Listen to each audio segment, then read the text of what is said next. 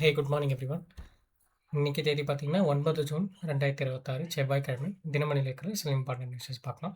So first பார்த்தீங்கன்னா இன்னைக்கு பேப்பரில் ஒரு ஆட் கொடுத்துருந்தாங்க. என்னென்னா வந்து தமிழ்நாடு காவல்துறை பெண்களின் பாதுகாப்பினை மேம்படுத்தும் சிங்கப்பெண் சிறப்பு அதிரடிப்படை தொடக்க விழா அப்படின்னு கொடுத்துருக்காங்க.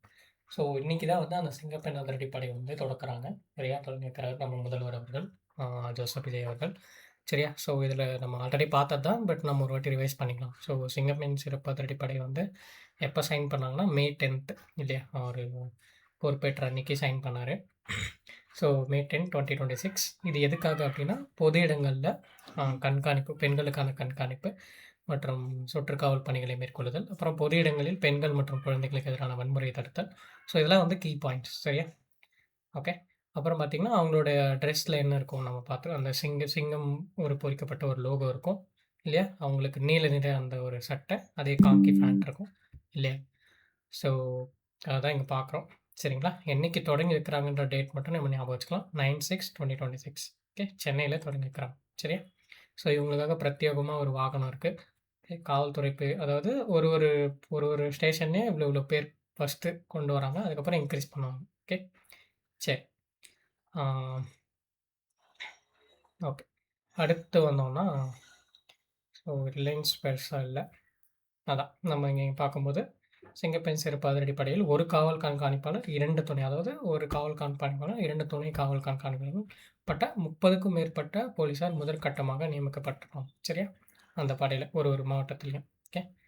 ஸோ மேலும் மேலும் இன்க்ரீஸ் பண்ணுவாங்க. சரிங்களா? ஓகே. அடுத்து வந்தோம்னா,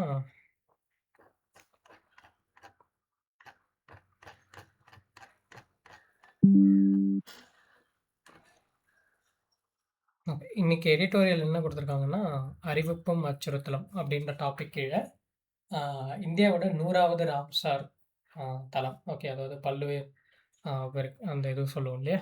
ராம்சார் சைட். அத வந்து கொண்டு வந்திருக்காங்க. 100வது சைட்டா எத அறிவிச்சிருக்காங்கன்னா, உத்தரப்பிரதேசத்தில இருக்கக்கூடிய ஜெயப்பிரகாஷ் நாராயண் பறவைகள் சரணாலயம். சரியா?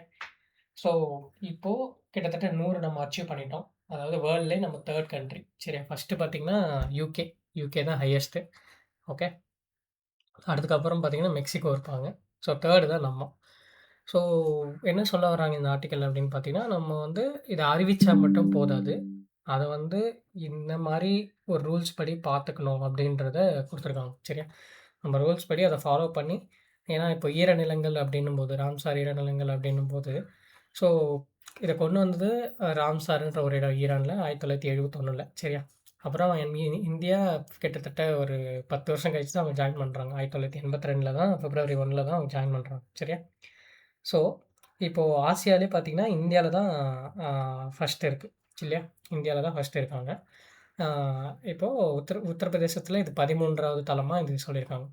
இந்தியாலயே பார்த்தீங்கன்னா, ஹையஸ்ட்டு ஆ ராம்சார் சைட்ஸ் இருக்கிற மாநிலம் பார்த்தீங்கன்னா, தமிழ்நாடு தான். ஆனா, நம்ம அத ஒழுங்கா பராமரிக்கிறோமா? அப்படின்ற ஒரு கேள்விக்குறி எழுந்திருக்கு.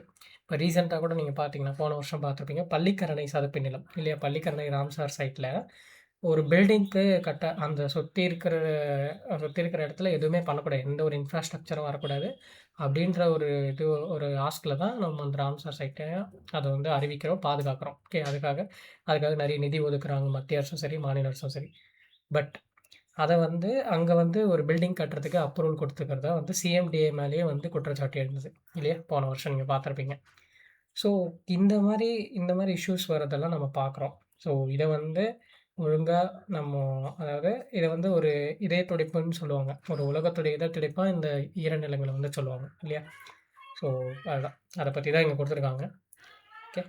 ஆ பருவமழைக்கு பாதிக்கும் எல்னினோ பருவமழை மாற்றம் என உலகம் எதிர்கொண்டு வரும் சூழலை சிக்கலில் தணிப்பதில் ஈரநிலங்கள், சதுப்பு நிலங்கள் முக்கிய பங்காற்றிருக்கு. ஓகே. இப்ப அதையும் நம்ம அழிச்சிட்டோம்னா, அவ்வளோதான். நம்ம உலகம் இன்னும் ஹீட் ஆகி எப்படி என்ன ஆகும்னே தெரியாது. இல்லையா? சுற்றுச்சூழல் இன்னும் பாதிப்பு அடைஞ்சிரும். ஓகே. சரி. அதான் நம்ம இங்க பார்க்குறோம். அடுத்து வந்தோம்னா, ஸோ முழுக்க முழுக்க அரசியல் செய்திகளும், உள்நாட்டு, உள் மாவட்ட செய்திகள் தான் இருந்துச்சு.